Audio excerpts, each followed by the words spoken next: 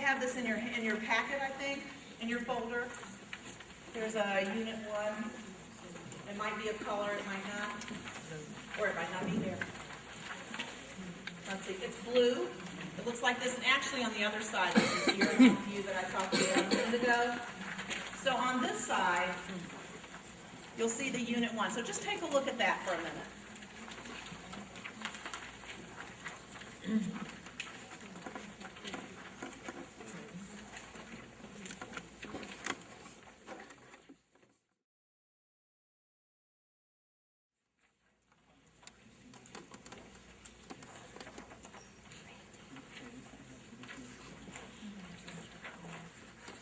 We do need a few, I think, of the...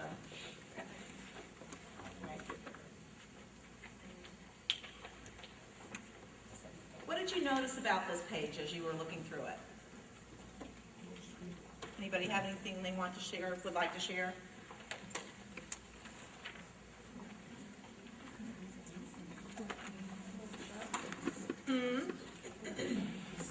The chart. Oh, the chart is missing from the chart. I'll have to tell Trisha this. There's a blank space where the chart should be. I have no idea how that possibly happened. It's the same piece. Isn't that funny? Okay, so what it says, and it's in the curriculum map so you can see it, but basically it's just a summary of the key concepts and procedures that are introduced in Unit 1. So in the first column it talks about building a literacy community, active listening, and so forth. So it's just a nice little quick view of what's happening in that unit. One of the things I like about this page is that it helps us see how the unit builds over time. So you can see in Cycle 1, it talks about building a literacy community, establishing those rituals and routines. And then in Cycle 2, we're talking about what is complex text. So helping our children understand what complex text is and how they might address it when they encounter it. One of the things that Doug Fisher, who has written a lot about complex text, mentioned, and when I saw him recently at a meeting, was that it's not our below grade level and English language learners and special education students in particular who are going to struggle with complex text, but our children who have been reading on grade level and above grade level, who have typically been successful with whatever the teacher gave them to do, now they're going to be faced with something that's much more difficult than they're accustomed to. And so they might be the ones who actually are going to need these strategies for addressing complex text. In the third cycle, they're going to move from, so they built their literacy community, they're learning about complex text, and now they're moving into close reading and what does that actually mean. And hopefully starting to change those attitudes about how if I've read something once, I'm done, I don't need to read it again. So that's what that cycle seeks to address. And then at the last cycle in this unit is synthesizing across text, because we all know that it's not going to be enough just to read the complex text and to even read it closely. We're going to have to take information from multiple texts, and the text might be a video, for example. So taking information across text and synthesizing it to come up with some ideas to address a particular task. So that's sort of how the units are designed in terms of the curriculum maps. Does anybody have questions about how this works? Okay, let's move ahead to a photograph of a classroom, which, if we had better lighting, you could see it better, but when you use this with your teachers, you'll be able to see it more clearly. This was taken the second week of school in a Prince George's County school. So you can see already that arrow, the red arrow up in the corner, and this is what we're thinking about in my school, is just to put a little arrow that says essential question, and then how do we grow as readers and writers is the title of the bulletin board, right? So then we've satisfied the task of posting our essential questions. So there it is. You can see that in the second week of school, they've already discussed narrative text and the characteristics of poetry. Beside that, if you could read it, what it would say is, how do we build a literacy community? That's what it says, and lots of sticky notes about their discussion. And then further down is those strategies posters, the thinking starters. So those were things that they were talking about also, and again, you see student sticky notes that go along right with those. So those are the kinds of things that we are going to be seeing up in our classrooms right from the beginning of the year, as we begin these units. You know what I like about it, Patty, is that it also connects right back to the Unit 1 overview and that bottom right-hand table that Patty was drawing your attention to. That's really all the stuff that was on the bulletin board in the next slide. So if they're looking at their unit overview, it also gives you kind of a guideline of what should be up in the classroom. And I love that they match. Patty pointed it all out. It's great.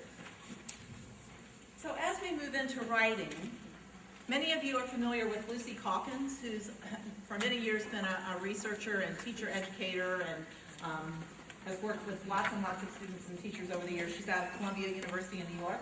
And this is something that she wrote about writing. So I'd like for you to take a look at that. And as you're reading it, think about what jumps out at you about what Lucy is saying.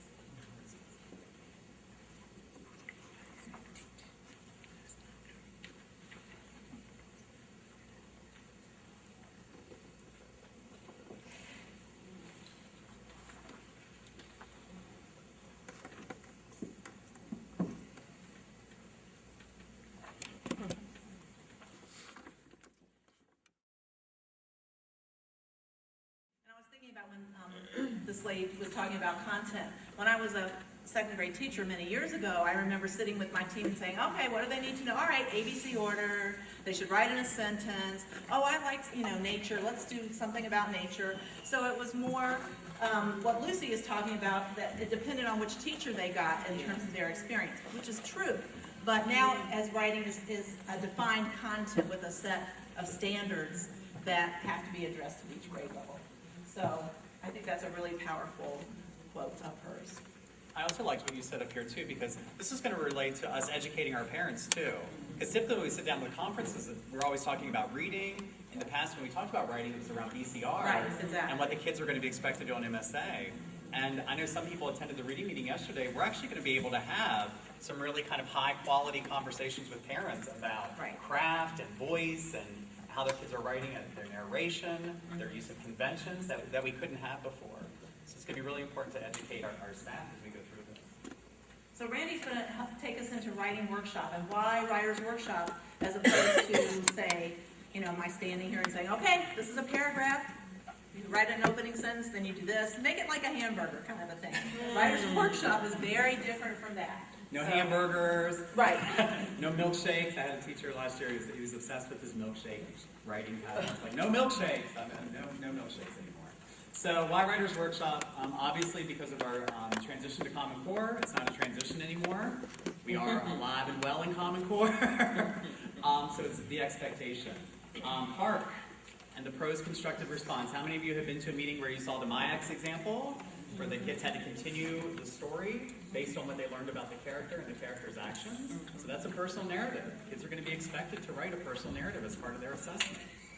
And not just a personal narrative. When we look at the other two writing standards as well, W1 and W2, writing to inform, and then also writing an opinion or an argument piece. Okay. It's also integration of standards. We're going to dive into that binder in a minute, and you guys are going to see how Writing Fundamentals covers reading, writing, speaking, listening, and all of the skills that are noted in Common Core. And then a focus on process, choice, and differentiation.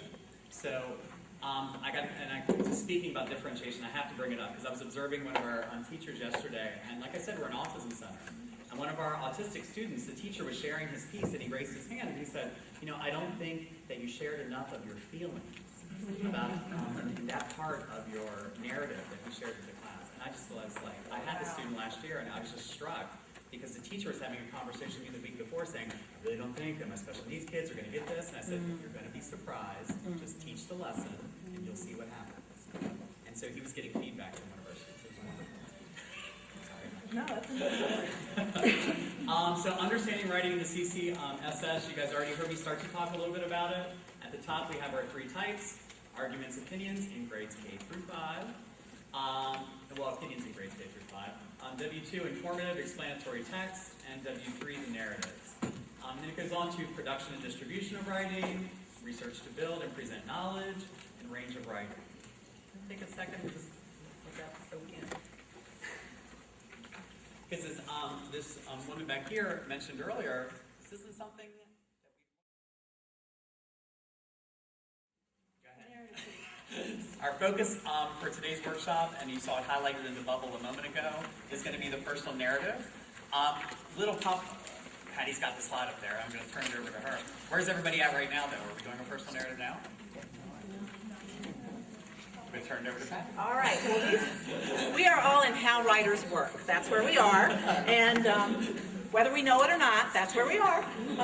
These are the units. Writing fundamentals, there are many, many units. These are the units that Prince George's County has adopted for our use. So you can see that every grade level, K through 5, has 4 units across the year. The first one is How Writers Work, which helps establish the routines and procedures and community of writers so that children understand how Writers Workshop works and what the expectations are during Writers Workshop. So from there, because all of us like to write stories, we all like to write about ourselves, so that sort of natural progression would lead us into personal narrative. Now in kindergarten, they'll be starting list and label soon. So they're not really ready yet to write a personal narrative, but they are ready to start recording some beginning sounds and make some lists and learning how to label things. So that's a good unit for them as they move out of How Writers Work. And at the end of that unit, they're going to have a published piece, just like all of the other grade levels, but it's not going to be a personal narrative in the same way. So then in 1st and 2nd grade, they're going to write personal narratives. In 3rd and 4th, Patricia Polacco and Cynthia Rylant write wonderful personal narratives, and so those 3rd and 4th graders will study that author's craft and develop their own personal narrative. And then in 5th grade, they'll be moving into a more sophisticated kind of personal narrative, which is memoir. And that's there because they're going to see memoir again in middle school. So that will, that's their personal narrative piece. And then after that, you can see where the units go. They move into some nonfiction, some literary nonfiction, biography, essay, feature articles, and so on. So those are the 4 units for each grade level that we'll be moving through as the year progresses. Okay. So we have an activity for you guys, because I know we love activities. And the importance of this one and the reason why I want you to do it is because this is an activity that you guys can take back. It's a valuable one that you're going to want to present to your teachers and staff. So inside your packet, everyone's got a purple sheet. At least in our principal's meeting, it was purple. I hope it's still purple. And it has different grade levels, and it has the writing standard 3 for personal narrative at the top. And this is the page I always have trouble seeing it. So college and career ready, this is the progression of the Common Core anchor standards. So we need teachers to understand, it goes back to that Lucy Calkins quote, that each grade level is standing on the back of the other one. So it's important that all our teachers and all our grade levels are implementing writing fundamentals. Because as you can see, the writing standard grows and progresses as you go from each grade level. Now for this activity, I think it's great. On the earlier planning slide, Patty showed you guys the Common Core curriculum that you guys can download from the Common Core site. There's also the copy that you can get from the Maryland site as well, where it goes into, if you remember in our old document from mdk12.org, it had the clarifications. Well, when you look at the Common Core Maryland version of the document, it has essential skills and knowledge. Okay, so it breaks this down a little bit more and goes into specifics that a personal narrative should contain.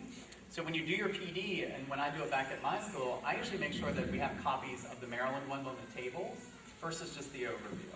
Because the Maryland really digs into the nitty-gritty, especially if you need to emphasize why Writers Workshop is important, and maybe you have a couple staff members that might be a little resistant. When they look at that strand and the indicator, I don't want to call it an indicator. Why do I keep doing that? It's not an indicator. All those years we're doing. When they keep looking at this particular strand, they can really see what the kids are going to be required to do. It's not what it used to be. So I encourage you guys to download the MDCCSS, and you can find that on mdk12.org for this particular activity. And it's the one that has all the red, that's how I That's the red always color. recognize it.